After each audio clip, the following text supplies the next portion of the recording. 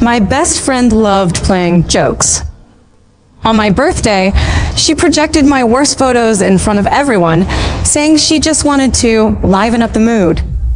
When I was on my period, she deliberately gave me a defective pad. Even when she saw the stain on my clothes, she said nothing, claiming she was helping me get more attention. After I started dating, she edited my photos into suggestive images and spread them across social media groups, pricing them like a product. When I finally snapped and confronted her, she just laughed. "I'm just helping you test your boyfriend," she said. "If he doubts you, then he doesn't really love you. How can you blame me?" Later, a man used the information from those posts to track me down and harm me. I did not survive what followed. However, when I opened my eyes again, I was back to the day she first shared those images. Chapter 1. My phone buzzed in my hand so hard my fingers went numb. I looked down. The DMs were stacking up faster than I could read them. "Sophia Shaw, come on, we're classmates. Give me a discount. 50 for one round, deal? With a body like yours, who could stop at just twice a night? I've sent the money. I'll meet you at the hotel you pinned tonight." My mind went blank. I threw the phone away. That suffocating feeling, like a plastic bag being pulled over my head, came rushing back, choking me. Had I been given another chance? Before I could think it through, the door opened slightly, and Tara Mansfield's perfectly familiar face leaned in. She looked exactly the same as she had in my previous life. Between her fingers, she waved a card printed with my explicit photos, grinning. "Sophia, I made you famous on this campus. How are you going to thank me? You have no idea. I was just joking around, but those disgusting guys went crazy asking me for your contact." The old me would have already been crying, asking her how she could do this to me, voice breaking. Not this me. My teeth clenched so hard they hurt. My whole body trembled with anger. I snatched the flyer out of her hand and slapped her across the face. Tara screamed, clutching her cheek in disbelief. "You hit me? I treat you like my best friend, and you can't even take a joke anymore?" "Best friend?" I let out a cold laugh. In my last life, she spread rumors about me, dirty lies that ruined my reputation. She made my boyfriend, Connor Pierce, point at me outside the dorm and call me a SL*T in front of everyone. Back then, I thought he just did not love me enough. A few days later, I caught her kissing him outside the dorm. I heard her tell him, "I've always known Sophia isn't as innocent as she pretends. I just didn't say anything because she's my best friend." Calling me her best friend in public while going after my boyfriend behind my back. I pointed at the phone on the floor. My voice came out flat. "A joke? Did you ask me whether I thought it was funny? You'd better start thinking about how you're going to explain this to the dean, spreading lies about me." Just then, footsteps came from the hallway. My roommates, Holly Lane and Cassidy Mars, walked in one after the other. Holly went straight to Tara's side, concern written all over her face. "The dean? Tara, what's wrong with your dad?" That's when I remembered. From the day Tara enrolled here, Tara had been using the fact that she shared the dean's last name to hint that she was his daughter, never confirming it, but never denying it either. My family was the school's biggest investor. I had already confirmed with my dad. The dean did not have a daughter. In my previous life, I treated her like a friend. I thought she had her reasons, so I never exposed her. But this time, I was not going to let her keep up this act in front of me. Tara quickly composed herself, eyes filling with tears, voice trembling. I made one little joke and she hit me. "What? She hit you?" Holly came charging across the room, jabbing a finger at me. "How could you hit Tara? Who do you think you are?" Tara put on a pitiful expression. "Connor Pierce is the campus heartthrob. Why would a guy like that fall for someone like you, ordinary as you are? I was helping you. Testing whether he really loves you." Cassidy caught on and let out a mocking laugh. "I knew it. Tara was helping you, and you throw a tantrum? You really think highly of yourself." Holly piled on. It's just a couple of dumb flyers in a group chat. You are so fragile. We're in college. People joke around. It hit me listening to them how easily I'd let this happen the first time around. That had ended with me locked in a basement by some pervert who saw the flyer.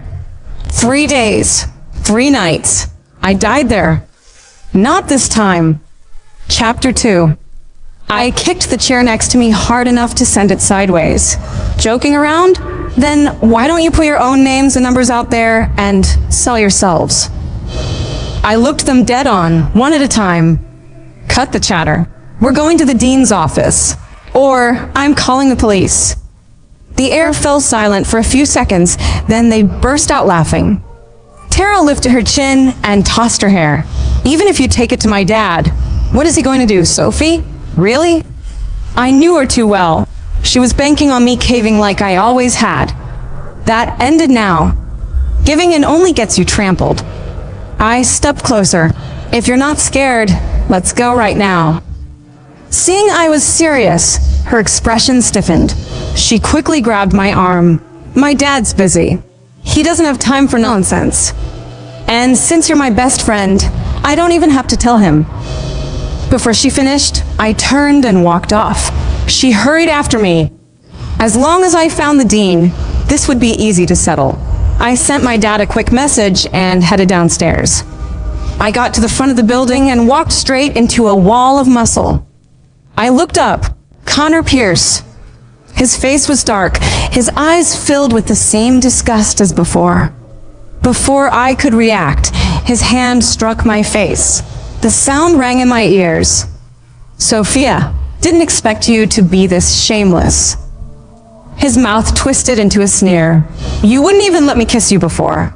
What was all that pretending to be innocent for? My cheek burned, but I did not even blink. I did not feel anything for him anymore. Anyone who turns on you because of someone else's words was never worth anything. The slap was loud. People quickly gathered around. Tara came panting up behind me, took one look at the scene, and threw herself at Connor with a sob in her throat. Connor? What are you doing here? He pulled her behind him protectively. Was she bullying you? She did the broken little hiccup. I just didn't want Sophia to bother my dad over something so small. She glanced at me sidelong. Maybe I'm the one who messed up. I'm her best friend. I should have stopped her from doing something like that. Connor's face went black. He pulled her closer. Tara, what are you blaming yourself for? Don't bother with someone like her. It's a fact that she's selling herself. She has no shame, and now she won't even let people talk about it. He whipped around and yelled at me, I cannot believe I gave you a chance. We're done. The crowd erupted. The men looked at me with vulgar eyes, like they wanted to strip me bare. If even her own boyfriend is calling her out, the $100 rumor must be real. The women glared at me, furious. She walked around acting all stuck up, and look at her now. The dorm supervisor pushed through the crowd. When she saw Tara's tearful face, her expression immediately softened. What's going on out here? Tara spoke softly, still sniffling. Sophia was insisting on dragging the dean into something stupid. I was just worried she'd ruin the dorm's reputation. The matron's face went purple. She rounded on me. I have had it with you. You stay out half the night, every night. And now you're running a side business out of a dorm room, and now you're picking on Tara on top of it. Tara's tears fell even harder as she pointed at me.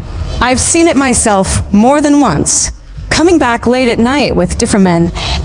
I just never thought she'd be desperate enough to start running it on campus. That was all the crowd needed. The shouting got worse. Chapter 3.